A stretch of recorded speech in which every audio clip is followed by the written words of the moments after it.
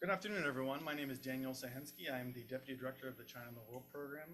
Tom is still on sabbatical, but should be back next semester. Today, I have the distinct pleasure of welcoming one of the fellows for this year's CWP cohort, Rachel Hulvey. She is currently a postdoctoral fellow at the Columbia Harvard China in the World program, as well as the Harvard Belfort International Security program at Cambridge, Massachusetts. So we don't get to see her as often as we would like, but we're happy that she's here today. In 2024, she graduated from the University of Pennsylvania with a doctoral degree in political science. In the fall of 2025, she will take on a position as an assistant professor at Indiana University at the Hamilton Lugar School of Global and International Studies in Bloomington, Indiana. Her research focuses on China's influence on international order with an empirical focus on cyberspace. She has had fellowships as a Schmidt Fellows International Strategy Forum Fellow from 2022 to 2023, and the Hans J. Morgenthau Program at Notre Dame International Security Center from 2024 to 2025. Most recently, she was a visiting fellow at the Tsinghua Center for International Security and Strategy in Beijing and at Fudan University in Shanghai, China. Give a warm welcome to Rachel. Thank you so much. It's really a great pleasure to be here and to see so many faces, including former mentors from Columbia. So I'm really excited for this presentation, and I look forward to sharing it with all of you. Today, I'm going to be presenting on discourse power, which builds from my broader book project, which looks at how China influences international order. And to begin, as China rises, it's motivated to shape international order. This includes turning from a strategy of merely integrating into existing rules and institutions to actively building and shaping order. As General Secretary Xi Jinping argued, China is no longer playing the role of a passive participant. Now China is actively approaching constructing international order and engaging in reform. And one space that China is actively interested in shaping is the issue area of cyber governance, where we have statements from the World Internet Conference that China hosts, such as the statement from Xu Ling that the existing rules for cyber governance do not address the interests of a majority of countries, and the Cyberspace Administration of China that's argued that countries should build a more fair and inclusive global governance system for cyberspace. So it's one of the issue areas that China is most strongly motivated to shape. But from the field of international relations, there are pessimistic predictions for China's ability to gain influence over international order. Forces that frustrate China's ability to attract followers include those theories of soft power, where scholars have argued that China, because of its regime type as an authoritarian state and its limited reliance on civil society, is going to fail to attract support. And recent studies have shown that China has failed to garner support even in innocuous areas such as China's language programs. Liberal institutions are also pessimistic. Theories of liberal institutionalism are also pessimistic. They predict that the existing international order was constructed to be vital. And recent studies have also shown that the liberal international order has a high degree of resonance across many different types of countries. So they predict that the liberal order will in fact be quite stable against China's rise. But what I find in my research is that China's vision has quite a large appeal at the United Nations, and that China has been successful at reshaping international order away from the US vision of internet freedom towards a more statist approach that prioritizes government rights. And you can see here in the plot shown here, where the red dots are yes votes, the blue dots are no votes, and the gray dots are abstain, that China, working with the Shanghai Cooperation Organization, was actually able to recruit a majority of countries to vote for its resolution. And this allowed China to pass the resolution out of the United Nations and launch new institutions. So the research questions that I asked in my book project are, first, what is China's strategy for attracting followers? And second, under what conditions are China's strategies effective? When can China recruit other countries to follow its vision of international order? I identify China's strategy of using discourse as a source of power. And in the field of cybersecurity and cyber governance, Xi Jinping has argued that great power competition is not just about the technical superiority or technical competition between great powers, but in fact, he argues that it's a game of ideas and a game of discourse, where the United States message of internet freedom with a focus on individuals and achieving human rights in cyberspace conflicts with China's message of cyber sovereignty, particularly a focus on government rights and the right of every government to control their information space. To predict when countries are mobilizing with China, I developed a framing theory of international influence. And framing is a strategy that has most often been used in social movements. Under the field of sociology, this is when an actor pursues subtle shifts in the focus of communication that mobilize support.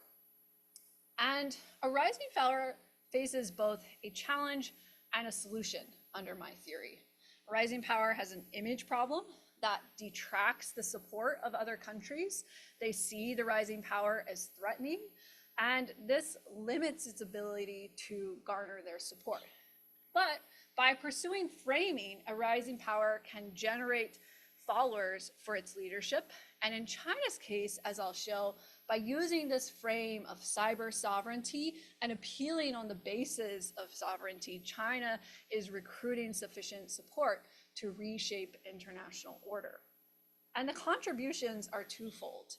First, I contribute a new understanding of power that shifts away from the traditional power transition literature focus on material power to offer an explanation focused on discourse and the power of rhetoric. I also offer an explanation of how a rising power develops order. And in this case, cyberspace was constructed as a liberal international order. So by showing how cyberspace is changing under China's influence, I also provide an explanation of how the liberal international order evolves. Today's agenda for the talk will be, I'm first sharing China's concept of discourse power using fieldwork from Beijing and Shanghai, engaging in elite interviews with Chinese foreign policy experts. Then I'm going to share a theory of framing and global influence. The empirical analysis will be in 3 parts. I'll share elite interviews using fieldwork at the United Nations and International Telecommunications Union, interviewing China's delegation.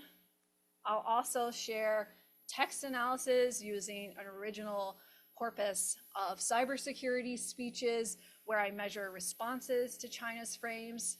And then I'll conclude with an elite experiment where I recruit diplomats to participate using LinkedIn. So I can measure and tap the actual response to China's frame. And then I'll conclude with thoughts for international relations theory as well as policy. So first, China's concept of discourse power. In order to understand China's concept of discourse power, I pursued fieldwork in the spring of 2024 in Beijing and Shanghai through affiliations at Tsinghua in Beijing and Fudan in Shanghai. And the purpose was to interview foreign policy experts about how China is approaching international order, how China tries to shape the rules of the game, and what is China's approach and strategy for doing so. So I conducted over 75 hours of meetings with officials. These are anonymous conversations, as well as attending forums like the World AI Conference, which China calls its global stage for these technology issues. And I engage with those from academia, as well as those from think tanks and former government officials.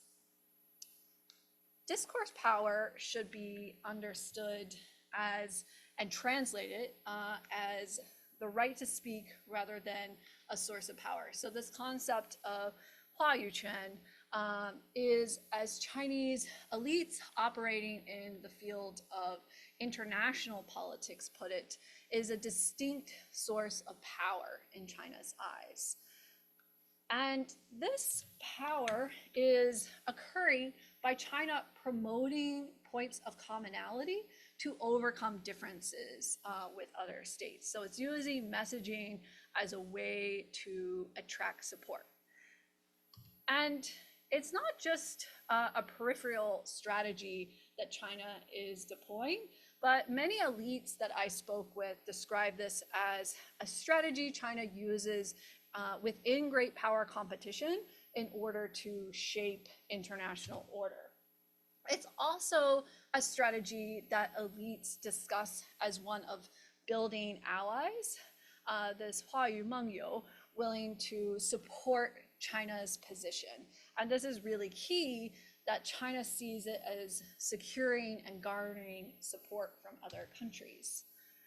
The concept of discourse power is promoted from the highest echelons of power within the Chinese Communist Party. At the 20th Party Congress, Xi Jinping argued that the party must work on accelerating the construction of China's discourse system, this famous call to tell Chinese stories well, the 讲好中国故事, and to spread China's voice. So it's seen as really a key and pivotal strategy that is pushed from the top down. But narratives of international order are the way that elites were describing this strategy to me.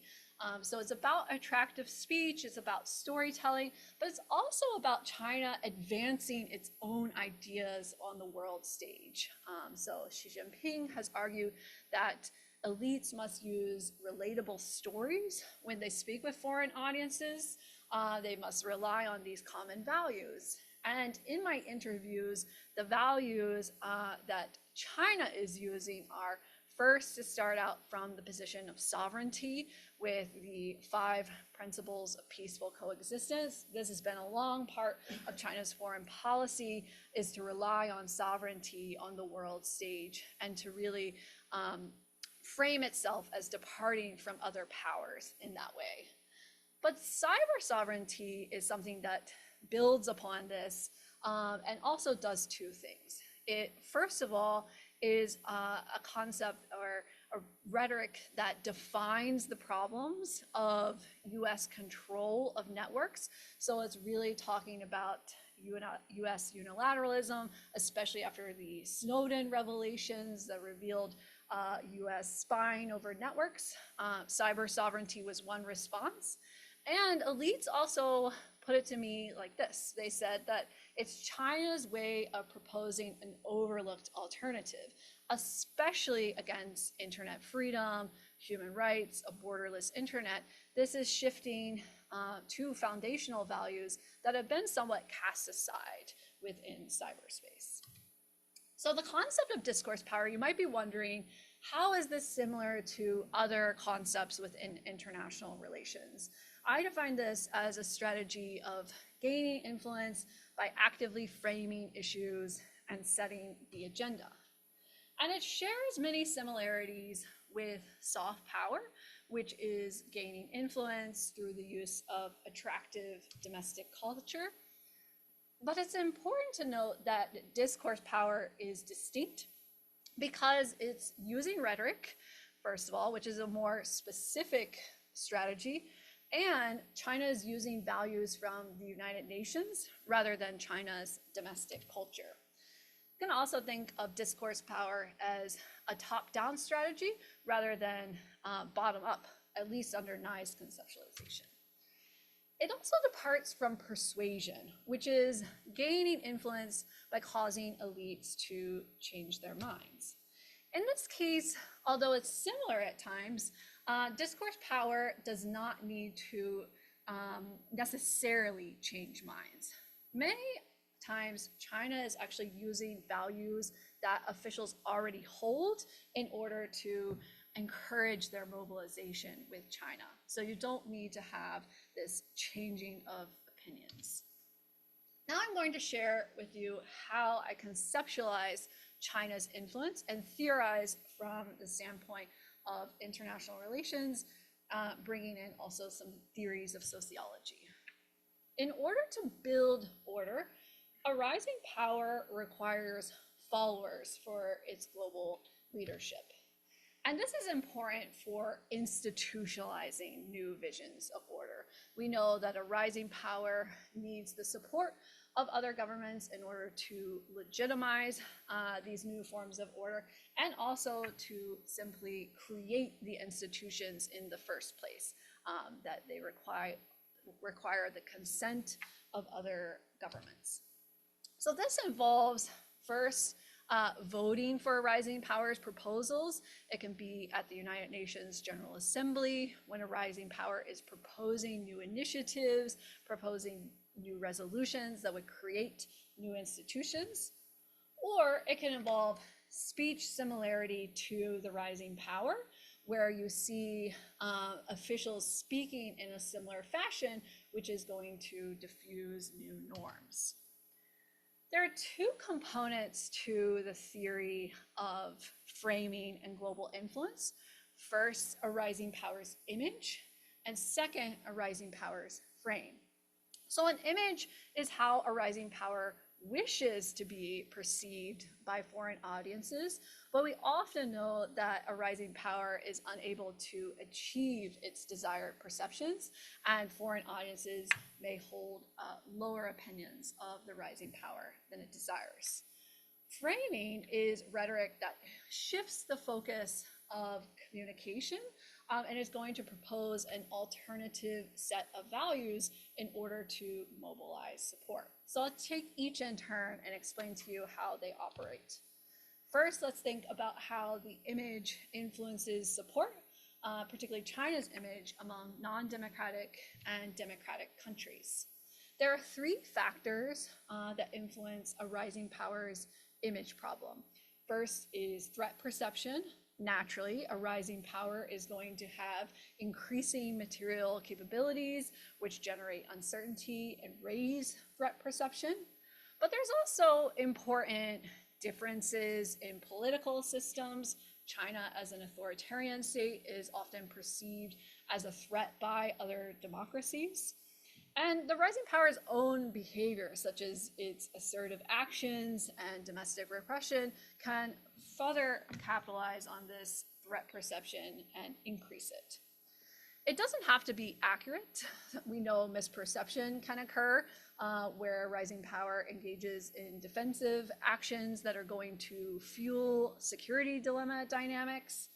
And third, a hegemon is also influential in this equation. A hegemon has incentive to damage the image of a rival. It can engage in rhetorical strategies of its own.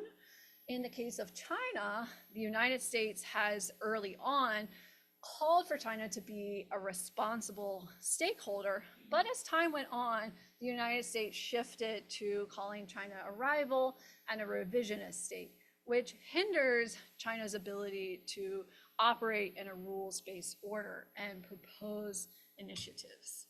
So the impact of China's image is, among democracies, they see China as a normative threat. But among non-democracies, China's rising power creates suspicion. You can think of Vietnam, that shares many similar domestic institutions to China due to China's activity in the South China Sea. Vietnam is also many times not amenable to moving with China. And there's also the counter narrative of a China threat that's been growing, which is going to reduce support when a rising power like China is acting on its image alone. So how can a rising power overcome this challenge? Well, my theory points to the power of framing. And as I mentioned, framing is ways of interpreting the world that impact mobilization. And this is specifically being drawn from theories of sociology that focus on social movements and the way in which rhetoric like justice is really key for mobilizing and building support. And for a rising power, this is influential because framing can shift the focus from a rising power's threats and assertive behavior to a shared purpose and shared values. So it puts the shared values on the table as the main point of collaboration. And frames attract support based on the alignment of beliefs with the intended audience. So this has also been called resonance by the sociological community. There are two types of frames that a rising power can use to shift the focus of communication.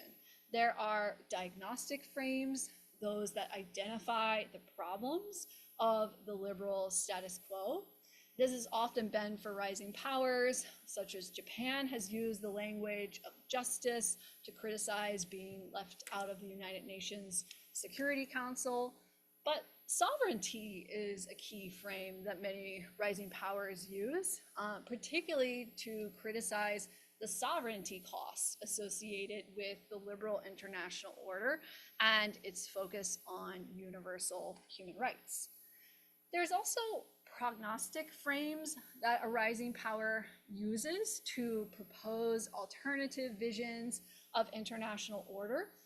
So instead of focusing on the liberal order, a rising power can return to values from the Westphalian system, such as sovereignty and non-interference, and refocus the conversation back on statist values rather than liberal values that tend to focus on individuals. So how does China's cyber sovereignty frame impact support among democratic and non-democratic officials? Well, for democracies, I argue that given China's promotion, this frame does not improve China's position among these officials. And cyber sovereignty, given the United States' long-standing internet freedom message, may even signal repression and censorship. So I don't anticipate that democracies respond favorably. But amongst non-democracies, China can actually attract their support now through using frames. Authoritarian officials find the message of cyber sovereignty appealing, particularly after the Arab Spring, where they are cautious about domestic stability. And powerful groups like the non-aligned movement and the Group of 77 are attracted to China's calls for sovereign equality and fairness. So I anticipate that non-democracies will raise their support. And just to formalize these expectations, I argue the theory implies that China's image is lowering support both among democracies and non-democracies, but China's frame is acting as a source of power because compared with its image alone, China's frame of cyber sovereignty increases support among non-democracies. So now that I've set out my theoretical expectations, I'm now going to move into the empirical analysis, first starting with elite interviews. And the research design is twofold. First, I'm going to be sharing descriptive evidence of China's discourse power strategy, sharing with you how China operates in the United Nations, how it orients towards attracting the support of other countries. And then I'm going to turn to sharing empirical or experimental evidence where I'm testing the impact of both the frame as well as the image. So the project focuses on the development of order in cyberspace. And one of the key forums where order is developing is the United Nations Open-Ended Working Group that are developing rules of responsible state behavior for cybersecurity. So they're coming up with norms, they're coming up with new institutions, they're developing plans for bodies of international law. Here we can see order being constructed. It's also a timing from 2018, actually it runs until 2025, and this coincides with China's quite active promotion of discourse power, making it a really ideal forum to study China's influence. And to observe China's influence, I conducted field work at the United Nations Open-Ended Working Group, and this is something that I needed to apply and get approved. Typically, Russia will veto those from universities, so it was really fortunate that I was in the room where I could sit out and look at the meetings as they happen, and also be in the room to speak with different elites and diplomats. I also attended the International Telecommunications Union meetings where China is also actively presenting its cyber visions and spoke with the Chinese delegation there. To give you an overview, the research design is first to learn from China, how China is trying to appeal to other countries at the United Nations. So I approached the desk, spoke in Mandarin, asked if I could speak with them about China's leadership and its discourse power strategy. And through this approach, I met with the head of the delegation for the Ministry of Foreign Affairs at the Open-Ended Working Group, as well as at the I2, a variety of different officials ranging from those in Ministry of Defense to leaders of industry. And my interview with the head of China's delegation was really instructive about China's strategy, its purpose at the United Nations. The motivation is one of status. China is trying to gain influence, and it wants to use discourse power because it sees itself as a country that others are watching and they're carefully listening to. So one of the reasons for China to use this strategy is to see it as an opportunity to craft the rules. And China really focused heavily on being this country that in the arena of cyberspace was setting the agenda on cyber sovereignty and really moving the international community away from internet freedom towards a vision of cyber sovereignty. One of the quotes is that the United States thought that this was not possible, that it would be like nailing Jello to the wall, and the diplomat really said China was the first country to try to move away from that and set a different agenda at the United Nations. And China said it's particularly important to use the message of cyber sovereignty at the United Nations, that the United Nations is a forum where sovereignty can resonate and it can allow China to attract support from other countries. So with an understanding that China is using sovereignty very strategically, it's using discourse power at the United Nations as a way of attempting to attract and recruit support, now I'm going to look at the initial patterns in mobilization as a descriptive exercise to see who's moving with China and which countries are supportive of China's vision. And as I mentioned, there's the two visions of cyber order. There's China's position on cyber sovereignty, and this is taken directly from the submissions that China proposes at the Open-Ended Working Group, that states should have the right to independently choose their own path of cyber development, free from any external interference.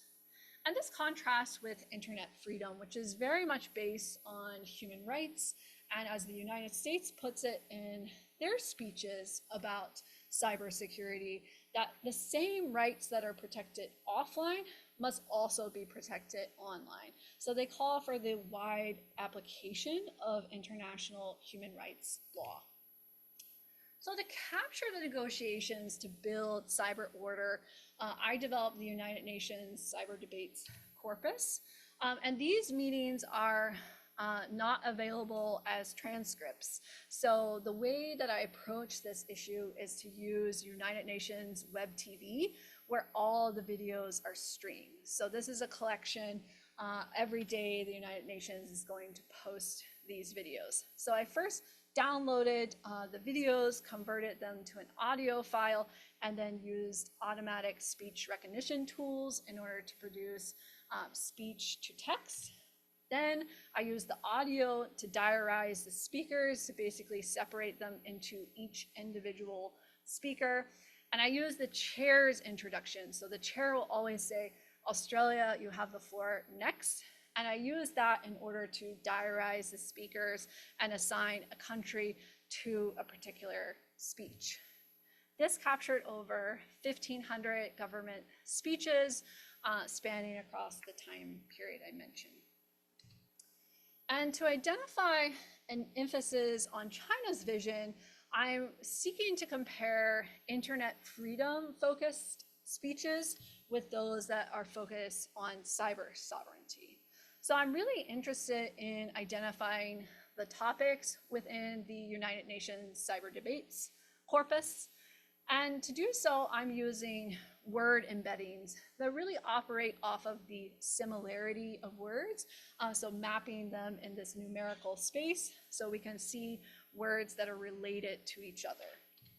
And what I do is select seed words related to cyber sovereignty and internet freedom. And that is going to allow me to use the word embeddings to identify the 20 closest words and create a custom dictionary. And I'll show you how this dictionary works. So here we have a short snippet from Costa Rica. The speeches are much longer than this in practice, but to give you a sense of how the dictionary would be picking up on internet freedom related words, we can see that within this speech, humanitarian law, human rights, fundamental freedoms in the use of ICTs would be considered as part of the internet freedom dictionary and would be counted. Cyber sovereignty, to give you an example from Cuba's speech, this would include the words sovereignty, independence, non-interference, and internal affairs as really capturing a cyber sovereignty position within a government's speech. And now what I've done here is to provide a simple analysis of how can we understand the relative frequency at which countries are talking about these issues, whether from the standpoint of internet freedom or cyber sovereignty within these cyber debates. So over here on the right-hand side, you'll see that I have the non-democratic states. Over on the left-hand side, you'll see that I have the democracies, and then internet freedom is plotted in blue, cyber sovereignty is plotted in red, and these are simple averages across the United Nations speeches of the relative frequency. And we can see that the non-democracies are talking about cyber sovereignty to a higher rate than internet freedom. And conversely, we see that the democratic officials are much more dedicated to speaking about individual freedoms, about internet freedom, human rights, and they keep their focus on internet freedom throughout these dialogues. And these are the averages, so you can think about the count from the dictionary divided by the number of speakers. So it gives you a rough sense of the frequency at which these countries are speaking about the issues. Yes, so it would be mentions across average per meeting. So And I can show you also in the Q&A some descriptions of this over time, so we can look at this, whether, bless you, whether it resonates over time. But to dig into the reasons why it resonates, I also read through many of the speeches to see how the non-democratic countries were talking about cyber sovereignty versus internet freedom. And one of the reasons why sovereignty resonates to the non-democratic countries is that for countries like Iran, they want to focus on sovereignty as the, quote, first victim, cyber victim of this space. And so it's more for security reasons that they wanted to see a shift towards sovereignty. But for other countries like Nigeria, it was really more about development. You see here that they actually called out cyber colonization. And usually what countries mean by this is the dominance of American tech giants like Facebook and Google that have this extensive control over data and information. So they, similar to China, called for the focus of the OEWG to be about developing an equitable international order. But we say that the democracies keep the focus on internet freedom. Some of the reasons for this, as the Netherlands mentioned, is because they are responsible for the protection of their citizens. So they wanted to have a human-centric approach. Others, like the Czech Republic, argue that the focus needs to be on civil society, that internet governance is shared among states, the private sector, and academia. So this shouldn't be a state-led initiative towards greater sovereignty, that it should remain as a very decentralized space. So with an understanding of some of the patterns in the way that countries are speaking about these issues and the resonance of China's frame, I'm now going to turn to the experimental findings, where I test the impact of China's framing, and this allows me to break down both the impact of the frame as well as China's image. And the dependent variable is institutional support, which we know is key for a rising power being able to shape international order and garner the necessary support. The sample is comprised of elites, and there's two reasons for this. First, we know that the success of building international order is dependent on elite approval. And this also offers the benefits of allowing us to tap the microprocesses of change. So I develop an elite experiment by recruiting diplomats. I use digital advertising, specifically LinkedIn, as a professional networking site that international diplomats are surprisingly active on. And the way that I did this is by first identifying all of the Ministry of Foreign Affairs, as well as the permanent missions to the United Nations, and I made a list of those as companies under the LinkedIn language. Then I use LinkedIn's digital advertising in order to message the employees of these companies, which are the diplomats that I'm seeking to get in touch with. So you can see here on the right-hand side is an example of one of the diplomats who would have an active profile on LinkedIn and really be using it to engage with other diplomats to share their work and to share the progress of their delegation. I'm going to take a blocked randomized design to sample the international diplomats. And what this means is I'm seeking to divide the sample into democracies and authoritarian states to ensure balance. I use the polity measure of regime type in order to do so. And this allows me to recruit 284 diplomats. That's 198 officials from democratic states and 86 officials from authoritarian states.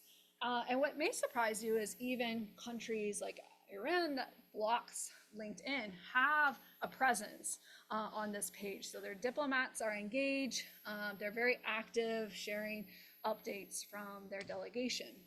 And this is, of course, true of democracies, where many countries have a very active presence on this platform. So the experimental conditions are, I first want to capture the baseline support for developing international rules in cyberspace. So at what rate do the diplomats seek to build new rules, new norms, and new legal instruments? So here I frame it as information and communications technologies to tap their general interest in developing new order for evolving technology.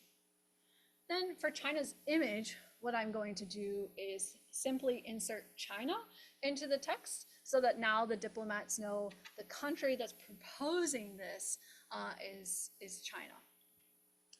Then using my fieldwork from the United Nations, as well as China's actual submissions to the United Nations, I'm going to insert a sovereignty frame. So as you can see, this text is going to communicate the goal of these rules, where China says the goal is to strengthen sovereignty. And what does this mean? It means that states should be free to govern the internet inside their borders as they see fit and make public policies consistent with national interest. Putting those treatments on each of the 286 diplomats in sequence? No, so it's a between subject. So I'm going to divide them into these 4 categories so I can compare. Good question. And then I have sovereignty just standing alone so we can see the impact of the frame without China's support. And what we're going to see first is how China's image impacts support. And as predicted in the theory, I've argued that both democracies as well as those states closest to China are both going to be hesitant and cautious about moving with China. And what you'll see in the next slides is the experimental analysis, where I'm going to have democracies on the right, the results for the officials from authoritarian states on the left, and then on the y-axis, you're going to see institutional support, which I've normalized on a 0 to 1 scale for ease of interpretation.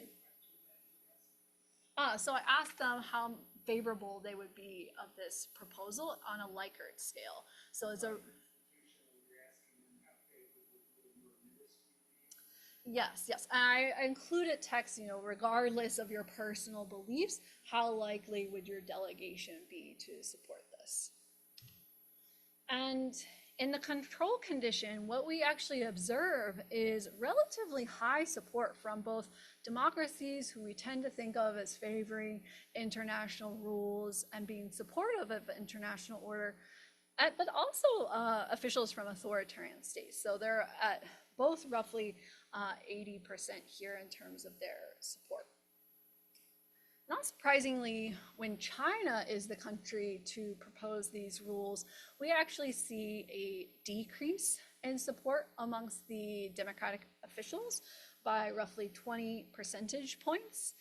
And these officials support the threat perception hypothesis, some saying in their open-ended responses, very bluntly, we would not support these rules because it is China. But others really using this normative lens to say, well, it's because of our fears that this is China's leadership is going to damage human rights. For the authoritarian states, I also find that officials from these communities are reducing their support when it's from China by 7 percentage points. This is not significant, but I would argue that it's very notable because these are countries like Syria, Belarus, Iran, that we typically think of as being most supportive of moving with China and most likely to be in China's coalition. So it's surprising that these countries would be opposed to China on a certain level. And many of them, in their open-ended responses, displayed some degree of caution in moving with China. So how does China's frame then allow it to build coalitions? Well, I predicted that the frame is really key for this support from the authoritarian group of officials, and it should raise their support. And what we're going to see is actually the control condition of the authoritarian states and the democracies for China's image. So we're starting from this baseline of how they perceive China and their willingness to move for China's leadership. What we see for the democracies is actually that once China is using this frame now, as indicated in blue, that they're reducing their support. And in their open-ended responses, many of the democratic officials are arguing for a different frame. They're arguing that the international community should embrace a human-centric approach. They're demanding a refocus on individuals. And the democracies are also calling for caution here. They want to see more focus on human rights instead. But notably amongst the authoritarian states, we see that once China is using this cyber sovereignty frame, it actually increases support by 12 percentage points. And for the authoritarian officials, it's really key and notable that this is about values now. For them, they're willing to mobilize with China now that it is discussing sovereignty and putting the focus on state rights.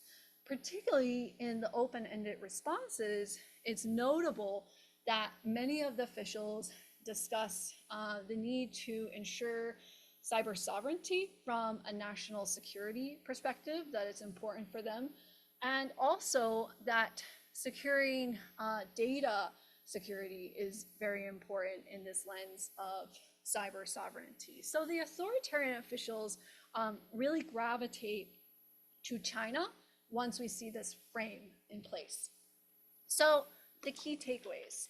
What I wanted to argue today from this presentation, I've shared with you that China is strategically using discourse power at the United Nations, and that China's frame is resonating with non-democracies who mobilize with China and they champion its initiatives.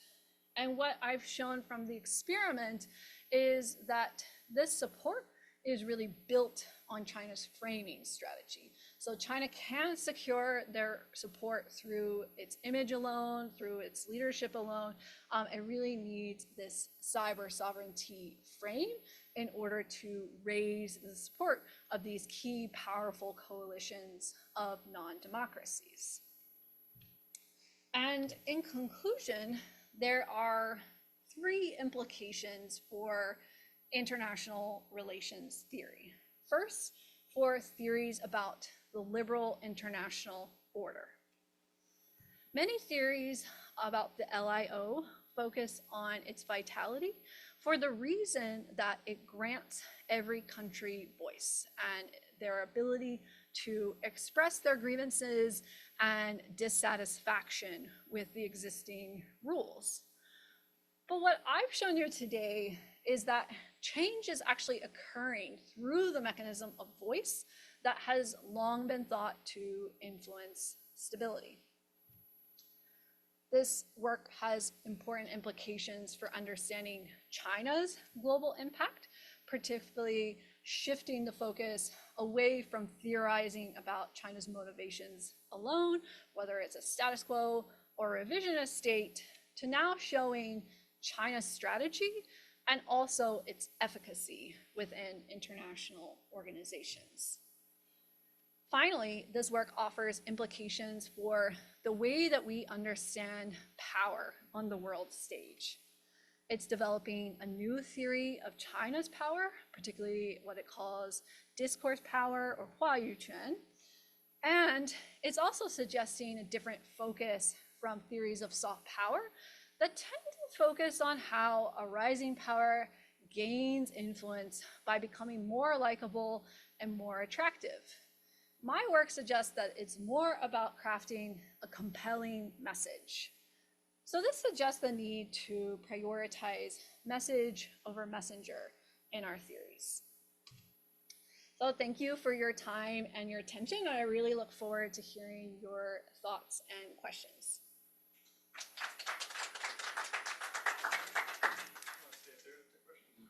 Oh, I can see. Because I might go back to like some other slides. Yeah. Oh, no. Oh, thanks. Well, thank you so much for that, that presentation. There's a lot covered in it, so I'm actually still trying to figure out some of the questions I would even like to ask to kick it off. We have a question in the audience, actually. All right, let's do that then. Who's you mind speaking into this? Everyone online can hear you. Do you have findings that break out your countries into partial democracies or mixed regimes? I haven't done that yet, but well, what I can tell you, or plot it here to really share with you, but what I can tell you for the partial or mixed regimes is that I haven't done that in the experiment, but in the observational findings, these countries are generally amenable to moving with China for the message of cyber sovereignty. A lot of countries in this camp really think about sovereignty for both the domestic stability, as they're kind of, some of it might be backsliding states, but also for development reasons. So we see in the kind of partial or mixed regimes a little bit more gravitation towards China's message. We do see some countries that might have, that might even be what you would consider more democratic, but at the lower ends of the scale, like India, that are really surprising in wanting to move with China on certain parts of this. So while they're really adversarial along the border, we actually see India really supporting a lot of China's speeches, having a lot of speech similarity to China. They might not say we support China's global data security initiative outright, which really speaks to the image problem. But we will see India saying we support sovereignty, we support some of China's norms. So I'm looking also at China's proposed supply chain security. They've proposed different values that would be, oh, thank you so much.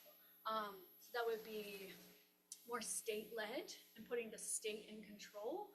And on those norms, India has been really vocal. So a lot of it is we're seeing the European democracies being kind of strongholds for human rights, and we're seeing some other democracies start to move with China. So I think this is an emerging issue where you start to see even some movement towards cyber sovereignty. And actually, I don't have, as you mentioned, like the exact, democracy versus non-democracy with the ones in the middle, but I can show you that, there's some movement amongst the democracies, kind of an uptick towards greater levels of cyber sovereignty over time. So that's something I want to look at as well with this project, is how does cyber sovereignty start to reorient the agenda and start to pull even some democracies closer to China's position on this. Yeah. One clarification. When you said that some of these states were in favor of cyber sovereignty for reasons of development, would I be correct in inferring that these were states that wanted to get money from China, as opposed to states that thought that somehow suppressing freedom of speech on the internet was going to be good for development? So that's a great question. I think one of the alternative explanations that I'm really arguing against is, the material that China's Belt and Road is really causing the countries to move with China here. It's really shaping their decision calculus.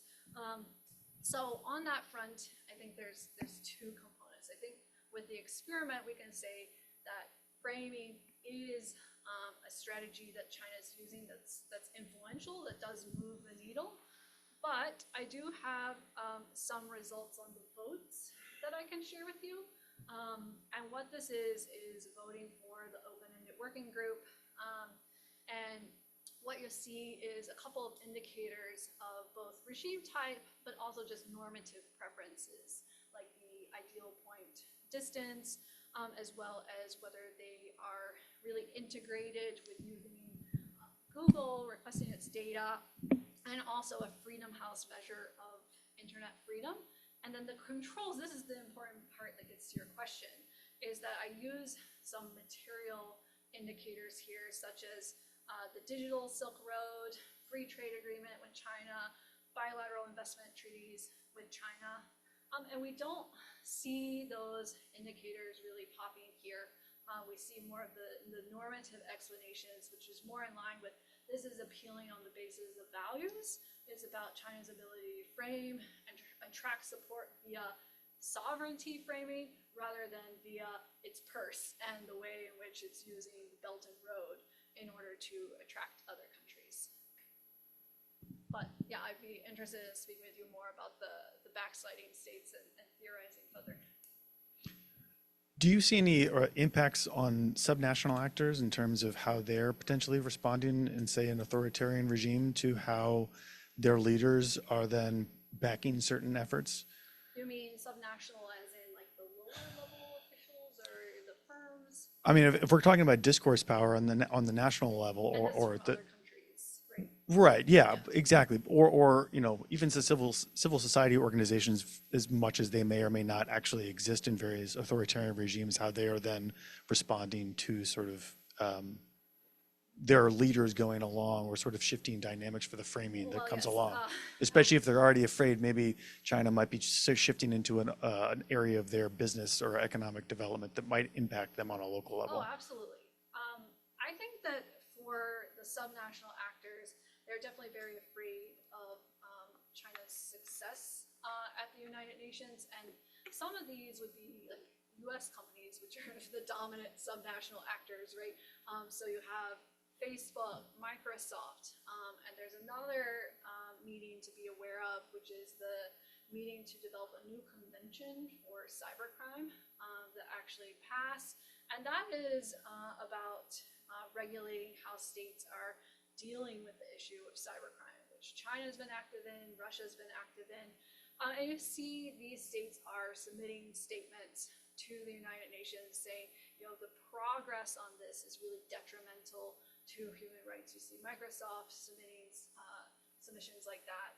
You also see a lot of civil society actors really trying to attend the open-ended working group, and that's a major point of contention is China and Russia want to keep civil society out of the room, and you have the other democratic officials that are trying to get their civil society into the room.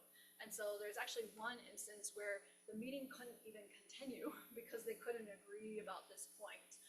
And you have some delegations that are opening up, Germany, United States, opening up their delegations for civil society to attend. So there's a lot of contestation, a lot of great power competition, and the US is really fiercely trying to contest, but also the civil society organizations are trying to raise their voice and talk about the implications of this.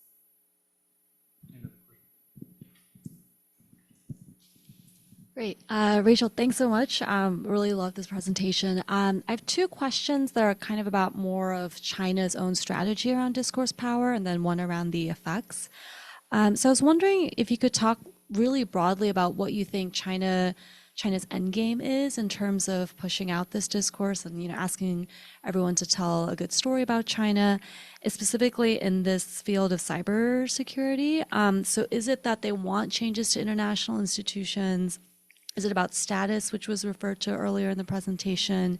Is it about fewer challenges from the outside to China's own censorship policies, or, you know, promulgating similar practices in other countries? So I was wondering if you could talk about that maybe a little bit more generally. And specifically, kind of going off of Daniel's question around tech companies, does China in its discourse talk about regulating tech companies, and like to what extent does the sovereignty frame focus on those companies? It strikes me that China is sort of unique in that if they can get every country to decide that we can have cyber sovereignty, they can regulate tech companies within their own domestic sphere. But a lot of other countries rely on these US tech giants, thinking about Brazil's recent ban on Twitter, they actually have to maybe cooperate with or sort of, figure out how they're going to work with these companies because they do operate within Brazil, within India, et cetera. So I was curious if there's anything around those tech companies and whether that's a meaningful divide. Last question is just around the results. Super interesting. If the message is good, but the messenger doesn't seem to be really working for China's message, does this suggest that China should be trying to get other more likable states to be getting on board and sponsoring these resolutions? I was sort of surprised by that. Even among the authoritarian states, they're not really interested in China's image or in their responses to the China image experimental condition. Thanks. Yeah, this one. Or This one, yeah, this Oh, one. okay. So, great questions. I'll say for China's end game, it's really about, especially in this space, China's national security, and it sees the United States and its control over international institutions as really being a negative for it in terms of how it's operating. So you think of the United States really being the first mover in the space, establishing institutions, especially the technology, first of all. There's institutions like ICANN, which distributes domain names like google.com. And this actually operated for some time through a contract with the Department of Commerce before Obama then actually decentralized it. But still, even though it's decentralized, it's an NGO, ICANN allows governments to participate in a governmental advisory committee where the governments make recommendations to the board. So many within China see the United States control as being quite unilateral, very different than in some of the other spaces even, that it's outsized control. And many within China have said that they fear the US can use this control to shut off its internet access, which is really key for national security concerns. But also with the Snowden leaks, they're very concerned about the type of surveillance that is being conducted in cyberspace. So they want to shift away from US control. And a lot of this is then shifting to the United Nations, really trying to make the United Nations the center of global governance. So ideally, China would like to have the domain names at the UN, or ideally, China would like to have the operation and the functions at the UN. So for China, it's really making these incremental changes away from US leadership and US firm leadership like Facebook and Microsoft just having this immense control over governance of cyberspace. And so it wants to reshape international institutions. It wants to orient them away from US control. It wants to make them more statist rather than liberal. It doesn't want to have this focus on human rights really be at the heart of everything. And I would say there's the status component too. China is really wanting, especially under Xi Jinping, wanting to use discourse power for China to achieve influence. And a lot of what the elites were talking about within China is wanting for China to be putting its stamp on the world. So there's a lot of talk about China as a developing country. It rose out of poverty, and so China should be proposing solutions to the world's problems, and these should be attributed back to China. So, the visions about the Global Security Initiative, Global Development Initiative, these forms of discourse power that we see at large, this is about being able to put the focus back on China and the way that China is influencing the world. Belt and Road Initiative is another attempt to kind of garner goodwill. And I'll say briefly that discourse power in some ways is trying to respond to China not being able to garner some goodwill through its investments, through its material power, through its hard power.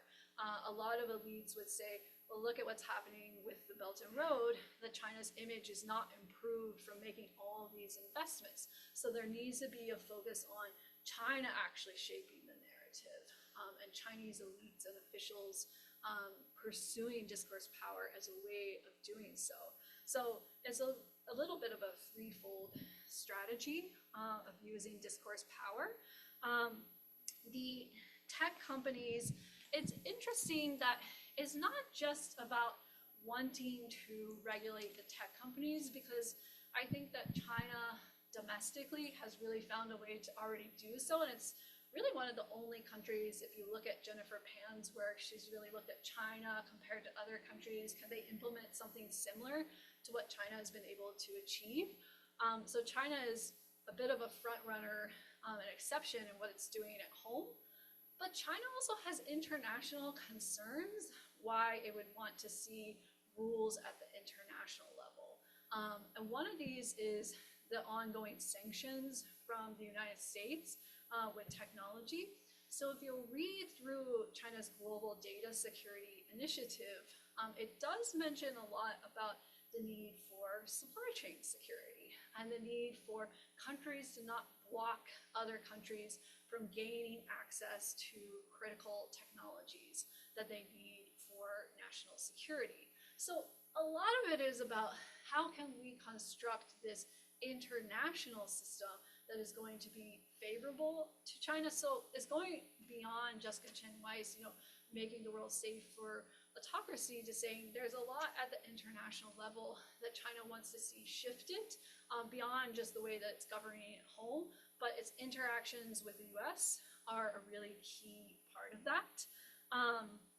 And for the results, I think this is a really great question, what I've been thinking about too, in terms of, well, is the best strategy for China if it is not likable in terms of its image, and the message does lead to an impact, could China just have a proxy state, right? Like, could China just have Singapore or a country that has a relatively good image be the one to propose this?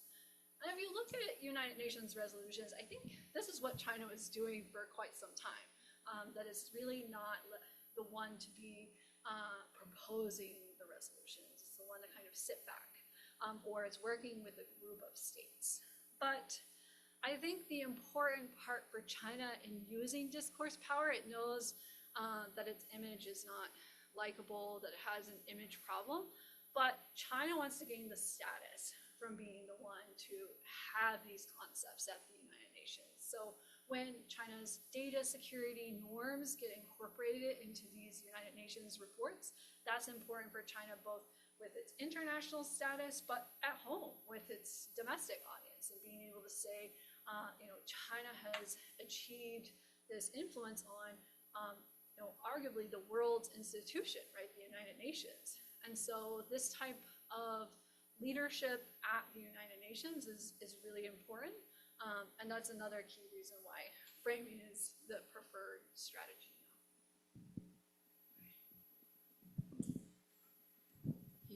Thank you so much, Rachel. It was really cool research. I enjoyed it. I have one comment first. So listening to your research kind of got me understand that discursive power is sort of offset power, offset power that kind of offsets the negative image of China. So it kind of neutralizes the impact, and therefore it makes it easier for many countries to express their true preferences and then support the proposal that aligns with the existing preferences that they have already. So coming back to the question of, what China wants out of this, is it, I don't know, I wasn't sure, moving the needle actually is changing countries' existing preferences, and then eventually allowing them to support China in the future settings or not. That's just food for thought in the future. But my question was, is there something special about the domain of cyberspace that makes the discursive power more relevant? Because cyberspace is cyberspace or cybersecurity is fundamentally, integral to freedom of speech and how the states govern freedom of information in the state. But when it comes to other types of global commons like maritime security or, actual outer space control, does the discursive power work in the same way as you describe? Thank you. Thanks. So really great questions. I think the cyberspace, so will we be able to see this operating in other issue areas? For instance, like human rights, where Stephanie is looking. I would argue that there are two important characteristics to consider. One is that cyberspace is under development in some ways. We're seeing the rules in formation, so it is inchoate in a way that something like the WTO is not. And it is very liberal in nature. So internet freedom was really the grounding for cyberspace, the focus on individuals and human rights. So China's cyber sovereignty frame is very appealing in that context. And we can think of other issue areas where China's frame might equally be appealing. I would argue human rights, where China is putting the focus on state rights. It's shifting from this individual focus to states. It's thinking about human rights differently in terms of the right to development, or and it's putting the focus on sovereignty as well there. We have seen some success in human rights for China, which occurred through a resolution that China and a group of countries passed on the right to development, starting to work on that. And we can see a shift in the normative focus as China is really trying to set the agenda there. We also see in outer space is another area that China has been proposing using its discourse power, focusing on a community of shared future there in the way that it talks about outer space. So this is actually something that I'm putting on my future research projects, is to look at the different types of messages China uses, like community of shared future versus sovereignty. But we wouldn't expect to see sovereignty really operating well, right, in issue areas like the South China Sea, for instance. That would be a bridge too far, where China's talking about sovereignty, but also violating sovereignty. And any actions that China's taking that are very aggressive or diminishing the sovereignty of other countries is going to be, an issue where we wouldn't expect it to apply. I should also say for the China folks, wolf warrior diplomacy is also not part of discourse power. So this type of very aggressive, assertive rhetoric, that is not what I consider under discourse power, nor is it the elites within China that I interviewed. So this more assertive rhetoric I see as being intended more for the home population, those domestically within China. And I think your comment about offset power is really interesting. And technically, it's really about, the way I frame it is more of power that gives China control in a way that it wouldn't have otherwise been able to achieve. So there's really kind of two stages to this. You get the authoritarian states on board with your framing, and the authoritarian states are a large majority of the United Nations, so that allows you to rebuild and reshape international order. It may not be as high as what Stephanie said if there's a proxy state or there's a country that would be more favorable in terms of their image, but it gets us to a level of China really being able to achieve a lot of its goals and interests, at least in these majoritarian formats. I want to follow up on Ayumi's comment. She didn't make it as a question, but about framing.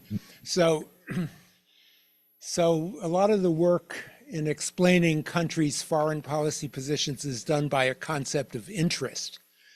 states follow their interest or their perceived interest or you use the word values here. I'll just use that as a synonym for perceived interest. So then the question is, what does framing do on top of that? So it sounded to me like what framing does really is to signal to other states that China shares your interest, which is not a huge amount of work done by framing, I would say. A second theory of what framing might do, or perhaps rhetoric, which was another term you used, might do, and I think diplomats do this a lot of the time, is to go and talk to another country and say, you know, you haven't thought around the corner to what your real interest is. I'm not changing your interest. I'm just informing you that you haven't figured out your interest because, for one thing, you haven't taken into account what I'm going to do to you if you do something. And so actually your interest lies in not quite what you thought it was, but what I'm appealing to, though, is your interest. Your interest still does the work after you have perceived it correctly. A third thing one might say that framing does, and I think maybe of Ian Johnston's book on social states or something here, is to make the policymaker change their it's not that they have the same interest, but they hadn't figured out all the complications attending to it, but they see that they thought they had the wrong interest, but now they see that there's a higher interest. Their concept of interest changes altogether.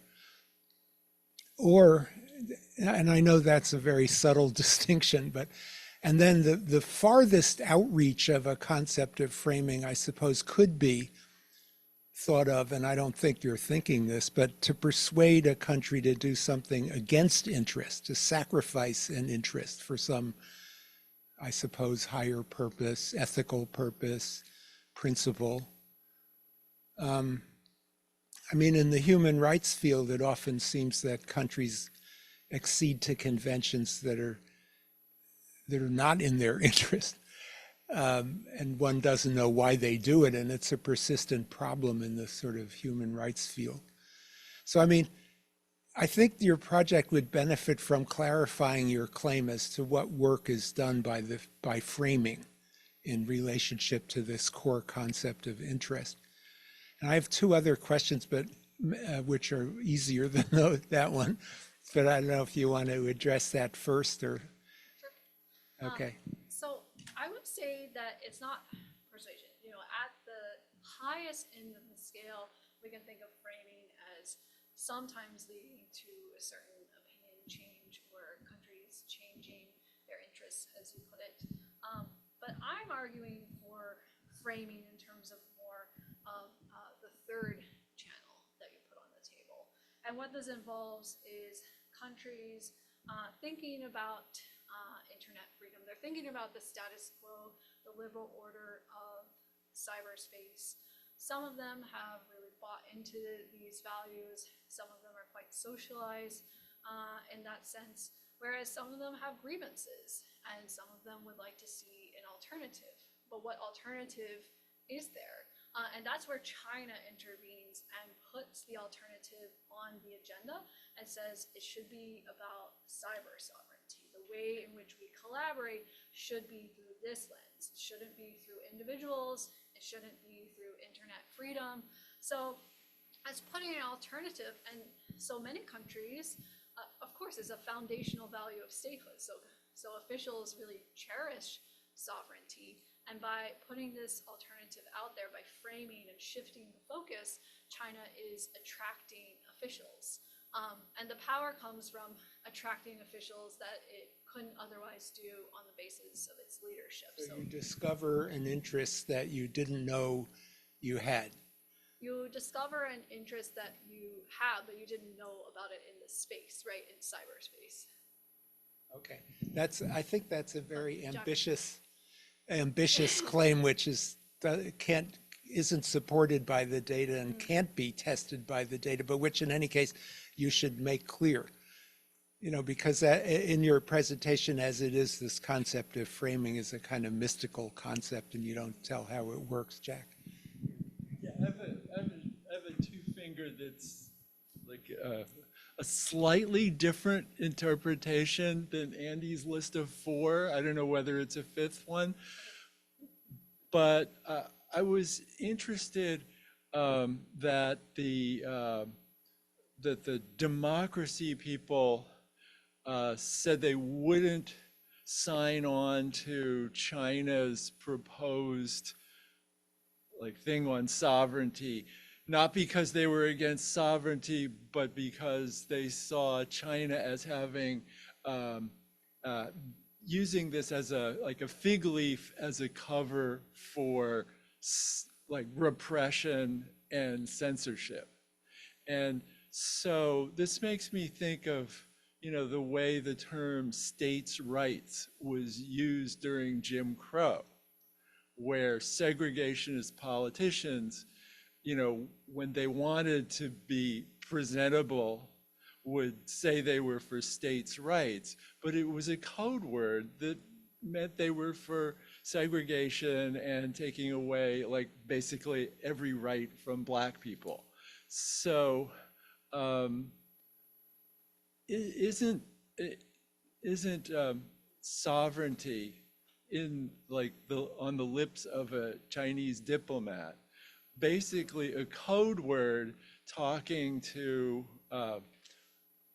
diplomats and leaders from other authoritarian countries, saying, "Oh, we're gonna talk about states' rights rather than censorship and repression of our citizens, so that we can go to the cocktail party and be presentable, and so that it won't be embarrassing for you to agree with us."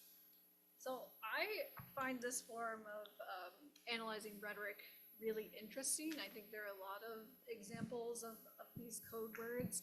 I think for the democracies, those officials, they definitely hear censorship and repression when they hear sovereignty. But I would want to be clear that that's not all officials, though. That based on the content analysis and based on the open-ended responses, that it's important to be clear that the other officials from non-democratic countries are really gravitating with China, not just because they're hearing censorship and they're hearing, you know, domestic control, but it's broader. It's much more in the UN Charter understanding of sovereignty, that there can be some protection from non-interference, particularly from the US. They hear it a little bit more as anti-unilateralism. Some former colonial states also hear, you know, we don't want to have hegemony in this space. And importantly, the developing countries also hear this as about development, and they hear this as about being able to have greater sovereign equality. So there's a bit of equality within this concept that is actually communicated through the frame. So while some government officials, particularly those from Europe, when China is saying sovereignty, they really hear, and I've spoken to officials from the United Kingdom, from other governments in Europe, and they say, when we hear it, we do think that's what China means. China means censorship. They're talking about the Great Firewall, and they're talking about extending this outward. But other countries hear different things from the interviews, and I think that's actually one of the things that makes this such an effective strategy, is that China can speak to different audiences using this larger term, sovereignty, and it can mean different things to different officials, and allows China to attract support. But what I would say too is one of the things that I wanted to say back to Andy is, you know, sovereignty here.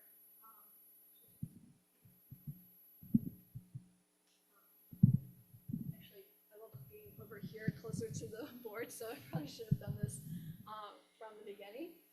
But I just want to see if I can't convince you about, here we have the control, we have sovereignty, we have China and sovereignty, and we have China's image.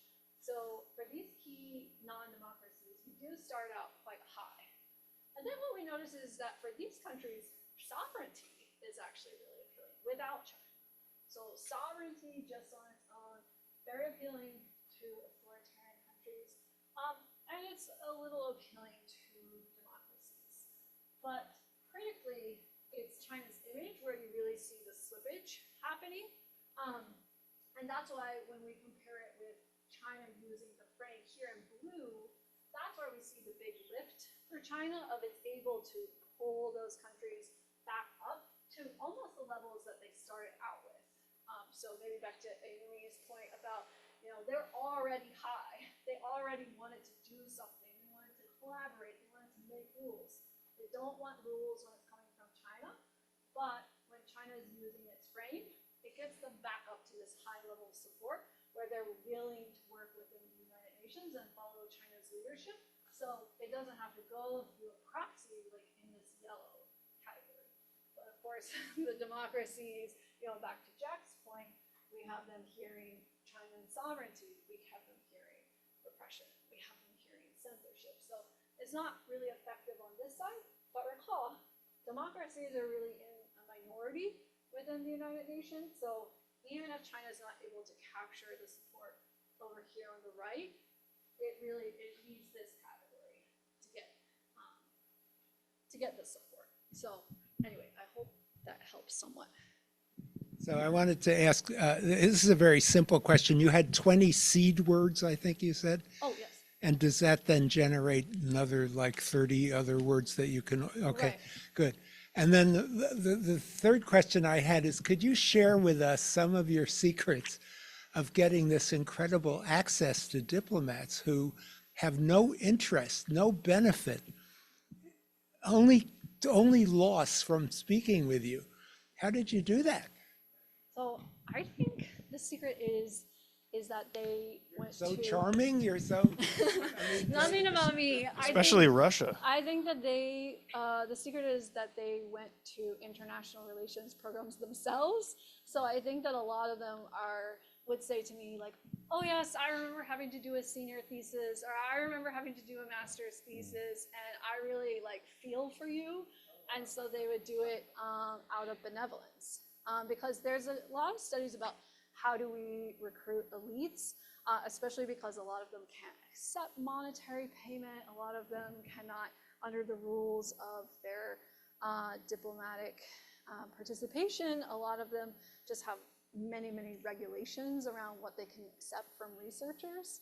So what I think is actually really interesting is that even, officials like those from Iran, they went to school at Columbia, they went to school at Oxford, and that they are somewhat sympathetic to the position of me at the time as a PhD student, really appealing to them for help with my dissertation. So I think it is an interesting lesson that I'd like to do more work on, is how to get these diplomats into a longer term partnership with universities, because as I mentioned, even if you were to have the funding to pass out gift cards to them, it's not going to really move the needle for them to get a $50 gift card to Amazon. So it's really about this kind of goodwill, and this is what Kurtzer has a piece about surveying elites, where he talks about wanting to tap their expertise. So telling them, I need your expertise. I'm relying on your experiences to learn from you. All of these are ways that I incorporated into my message, and that was how I think the diplomats were amenable to participating. Well, we are actually at time, so I'm going to go ahead and call it. This was a wonderful discussion. We have no event next week since it's the election, and everyone should be doing that. On November 11th, we have two events, including Anhatal, who will, and as well as a special event with Kevin Rudd. So that'll be interesting. But we could talk about it later. Okay. Yeah. But thank you again for everything. Okay.